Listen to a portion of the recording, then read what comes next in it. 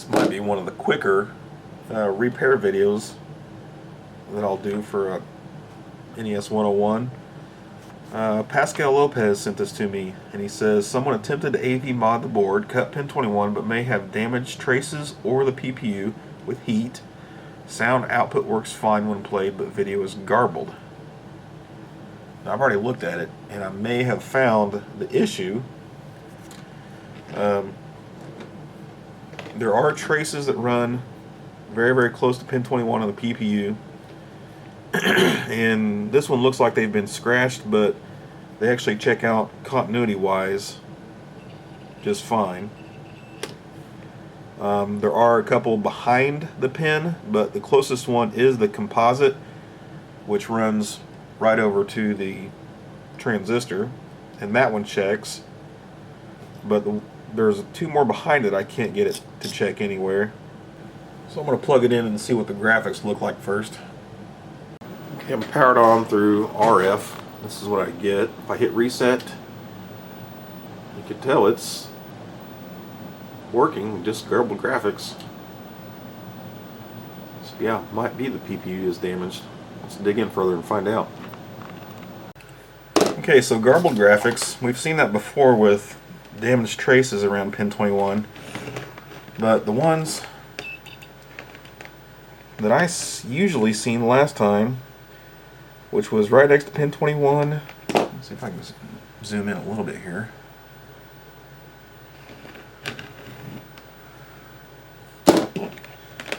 And over, I think that's pin 30. 1, 2, 3, 4, 5, 6, 7, 8, 9, 10. Pin 30. That trace is okay. And the next one out goes all the way to 39, and that one's okay. But I believe under the chip behind pin 21, of course we got composite video out over to the transistor, and I've checked that. That's okay. But behind that one, you get into these vias off to the left, I believe that first via is supposed to go to pin 31, and I get nothing. And the next one to 32, and nothing again.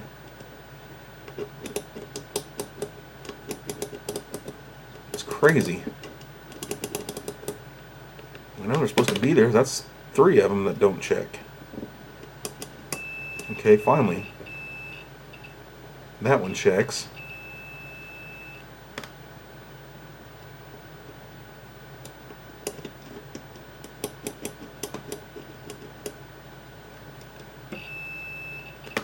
Two, three, four. And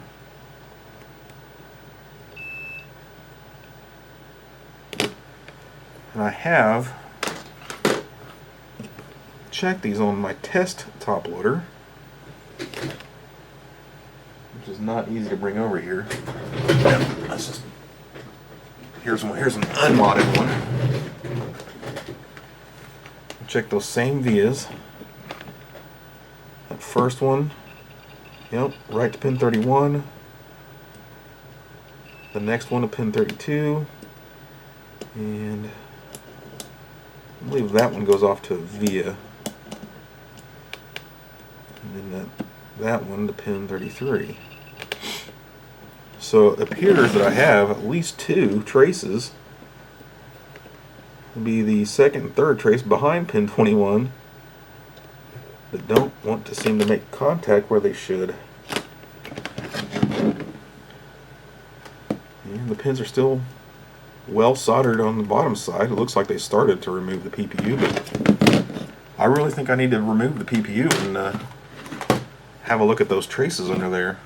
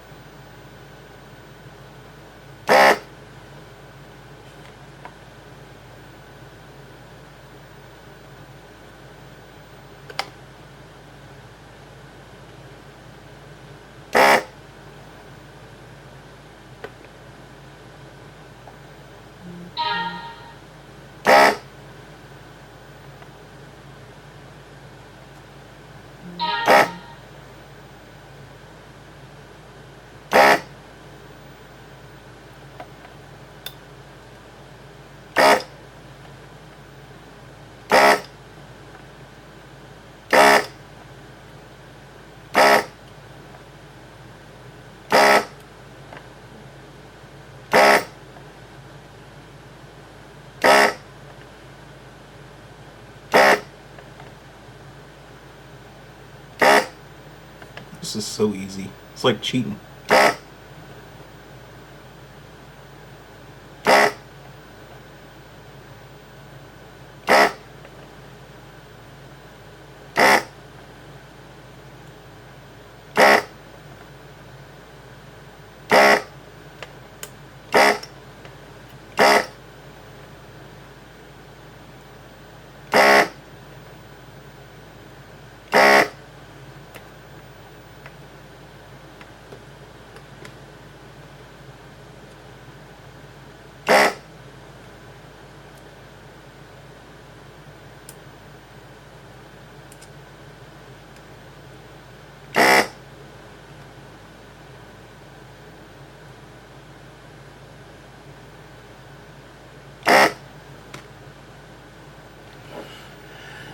Okay, and I usually try to move the pins back and forth to see which ones are stuck. Like that one, you can hear it pop.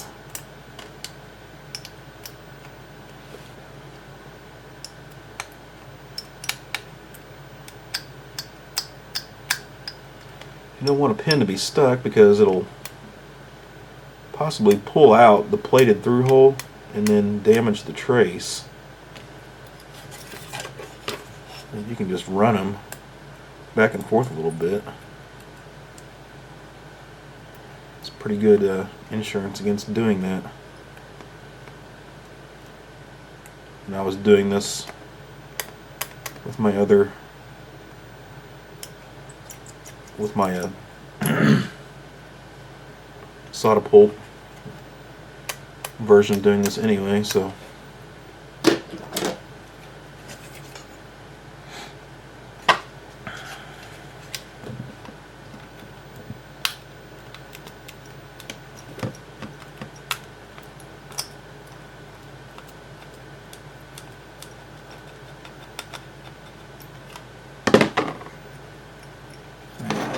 N21's kind of stuck still.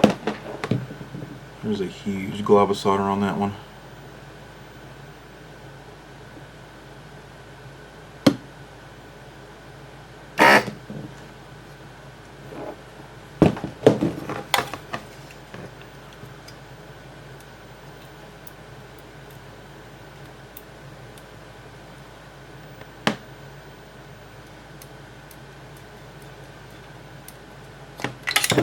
There we go.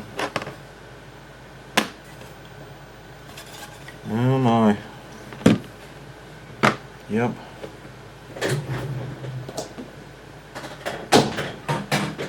That might require a close-up. Ugh. How did they get those traces scratched? Yeah, I'm gonna break out the macro lens here, give you a real good close-up of what I'm seeing. Okay, just took the PPU out and you can see some scratches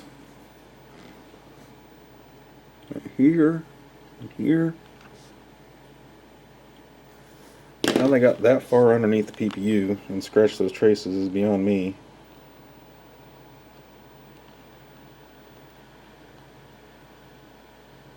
It definitely looks like they've been damaged.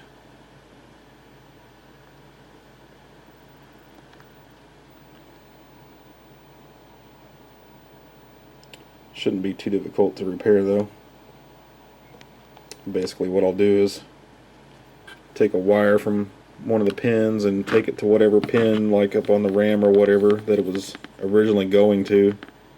I won't even bother soldering it to the vias over here. We'll just go straight up to whatever they were going to. Let's see if we can get this thing working again. So we were pretty sure that 31 and 2, and there's that via right above pin 32. It's okay, but then yep, okay, 33 is okay. So we got those two between pin 21 and 22. Those two traces are screwed. But what about those other scuff marks up there?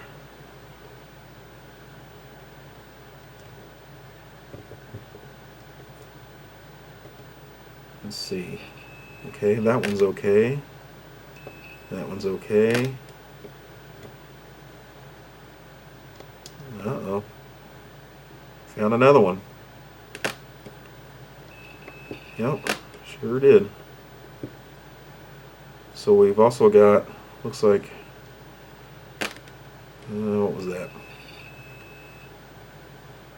39, 38, 37, so 36. So we got 3 traces to repair. Looks like 31, 32, and 36.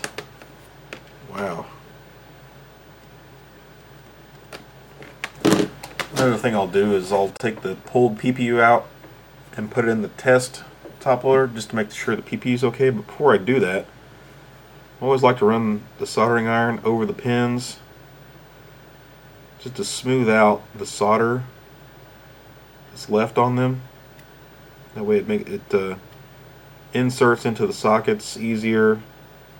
And especially if you got one of those cheap dual wipe ones or even single wipe ones, that solder will catch on the wipers and actually yank them out and screw up the whole socket. Now on the turn pin ones that I use normally, they're a lot more forgiving and they really won't break, but they will grab onto that solder harder, and it just makes it harder to insert and eject.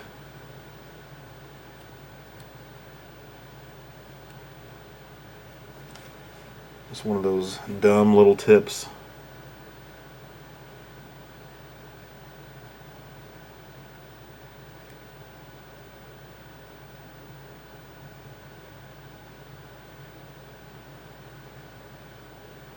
And pin 21 has just got a giant glob of solder, and what's left at the leg is almost nothing, so I'll just solder on a new leg. There's just enough metal sticking off of there to solder to.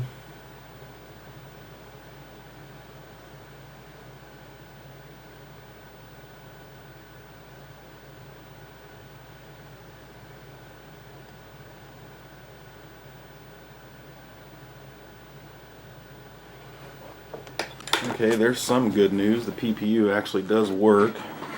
I just got it hooked up to my, this is a quick way of testing. Pin 21 is kind of lifted, and I got alligator clip on it going back to my little amp. And then I have the TRRS mod on the back of it there, going to the TV. So I'll save a little bit of money. Okay, so PPU is good. I'm going to go ahead and socket it. This is the turn pin sockets I was talking about. I get these in 40 pin strips. Perfect for CPU and PPU. Cut them in half. Insert them, and then I put a chip in to hold them upright while I solder them.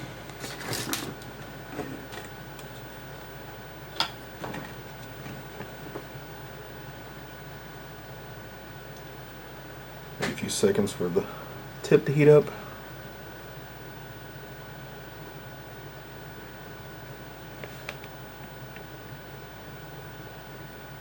Get the corners.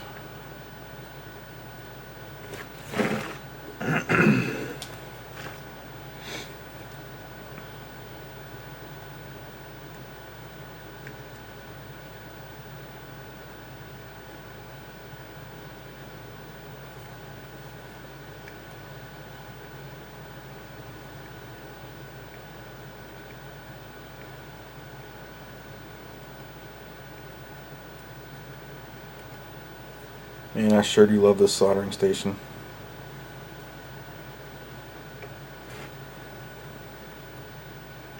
That tip just heats up so fast. Excellent thermal mass, or thermal conductivity, whatever you want to say. At first I wasn't real happy with this angled blade cartridge. I've gotten used to it.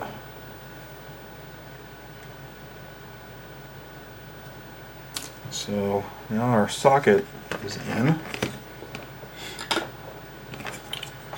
and we'll want to take wires from these pins to wherever they were going up here. That might take me a little longer, so I don't really want to film that. No big deal. It's just tracing it out to whatever pin it goes to. These are so much easier to trace out when you've got one that's not messed up. I can put my leads on pin 31 and I can just go looking for it.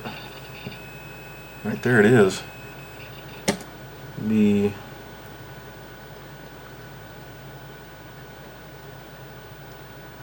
14, 15, 16, 17.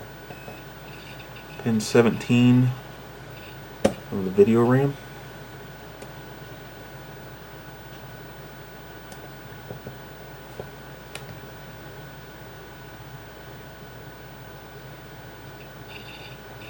Or pin 3 of the 373. Sometimes these address and data lines go to multiple spots. And then 32 looks like pin 16 or pin 4 of the 373. What was the other one? 36. Pin 36.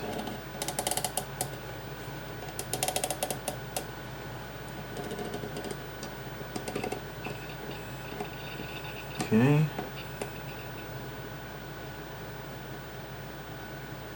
11, 12, 13, 14 of the 373. Okay, so the 3 wires are on. And I'll double check, make sure they are correct. Let's see, it looks like this is 31 here.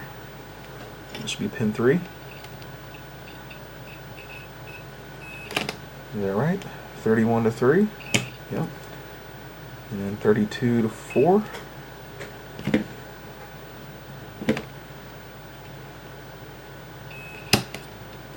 Yep.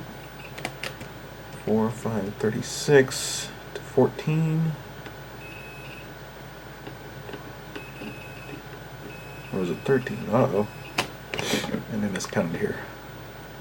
1, 2, 3, 4, 5, 6, 14. There we go. Wrong pin on the PPU.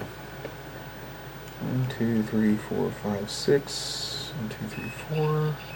Okay.